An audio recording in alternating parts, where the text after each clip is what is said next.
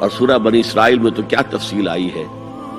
اما یبلغن عندک الکبر احدہما او کلاہما فلا تقل لہما اف ولا تنہرہما وقل لہما قولا کریما واخفض لہما جناح الذل من الرحمۃ وقل رب ارحمہما کما ربیانی صغیرا۔ اگر تمہارے والدین میں سے ایک یا دونوں تمہارے پاس بڑھاپے کی عمر کو پہنچ ہی جائیں، انہیں کبھی اف تک نہ کہنا، دل نہ توڑنا ان کا، چھاتی چوڑی کر کے بات نہ کرنا، ان سے کندھے جھکا کر بات کرنا،